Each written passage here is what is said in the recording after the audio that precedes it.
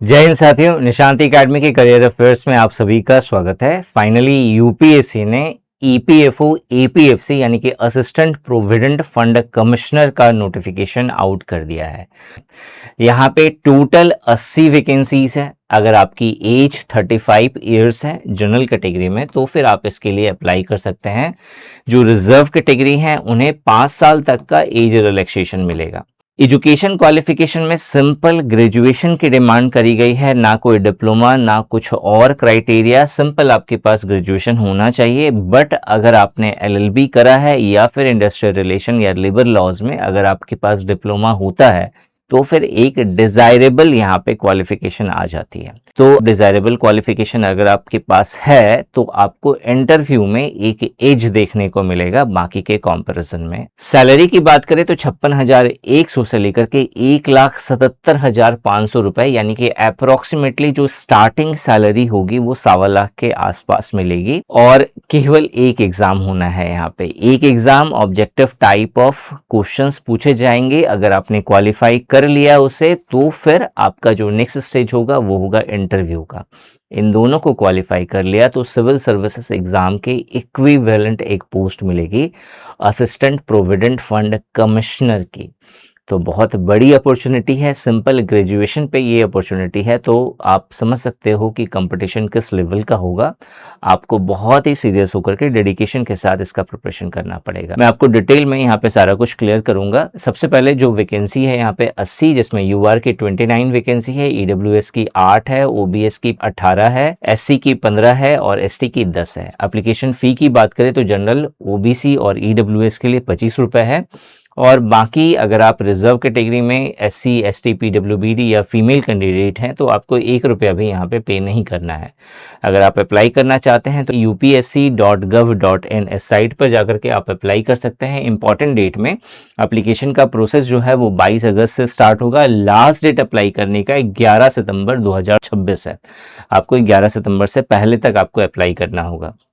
अब अगर बात करें कि असिस्टेंट प्रोविडेंट फंड कमिश्नर की जॉब प्रोफाइल कैसी होती है, क्या काम करता है असिस्टेंट प्रोविडेंट फंड कमिश्नर, तो बेसिकली जॉब प्रोफाइल की बात करें तो जो असिस्टेंट प्रोविडेंट फंड कमिश्नर होता है इसके बहुत सारे रोल होते हैं। सबसे पहले एम्प्लॉय प्रोविडेंट फंड हो गया, पेंशन है या इंश्योरेंस स्कीम है, इन सभी का प्रशासनिक कार्यभार एक एपीएफसी यानी कि प्रोविडेंट फंड कमिश्नर के ऊपर में होता है। पीएफ का क्लेम हुआ, किसी भी प्रकार का कोई ग्रीवेंस है या फिर कोई अमाउंट रिकवर करना है तो उसकी मेन जिम्मेदारी उस पूरे रिकवरी को लीड करने वाला एक प्रोविडेंट कमिश्नर ही होता है। इसके अलावा ईपीएफओ के जितने भी स्टाफ्स होते हैं, जितने भी अदर ऑफिसर होते हैं, EO enforcement officer and AO accounts officer, इन सभी को जो सुपरवाइज करता है वो एक प्रोविडेंट फंड कमिश्नर ही करता है। इसके अलावा अगर हम लोग इंक्वायरीज और इन्फोर्समेंट एक्शन की बात करें तो उसे कंडक्ट करने की भी जिम्मेदारी एक प्रोविडेंट फंड कमिश्नर की होती है। इसके अलावा ये एम्प्लॉयज हो गया या एम्प्लॉयर हो गया या गवर्नमेंट डिपार्टमेंट्स हैं, इन सब के बीच में एक कोऑर्डिनेशन का काम करता है ताकि जितने भी इन्फोर्समेंट के जो लॉ हैं, जो लेबर लॉज हैं, वो सही से फॉलो हो रहे हैं या नहीं हो रहे हैं, इन सब चीज़ों को देखता है। तो बेसिकली अगर एम्प्लॉय, एम्प्लॉयर और गवर्नमेंट है यानी कि जो ट्रिपरटाइट जो गवर्नेंस का जो सिस्टम होता है इंडस्ट्रियल रिलेशन में, उसे भी कोऑर्डिनेट करने की जिम्मेदारी जो है प्रोविडेंट फंड कमिश्नर की होती है।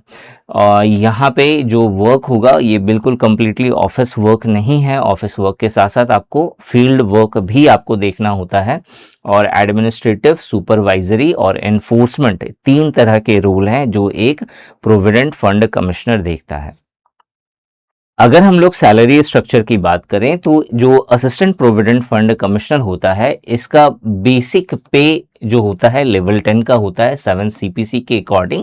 जब 8th सीपीसी की बात होती है तो इसमें इसका जो बेसिक पे होगा वो इतना ही रहेगा, बट सैलरी जो होगी ओवरऑल हाई हो जाएगी।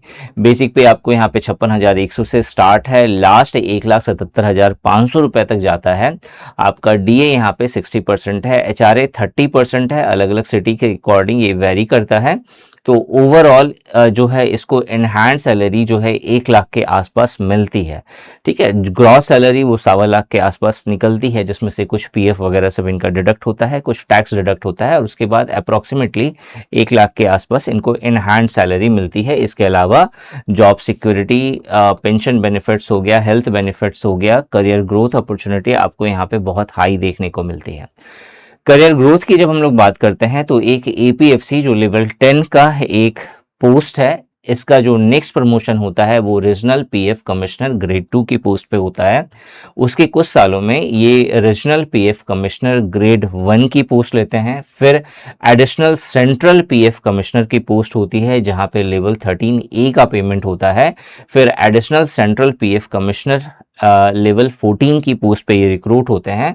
और फाइनल जो यहाँ पे जो पोस्ट होता है वो होता है senior leadership position in EPFO.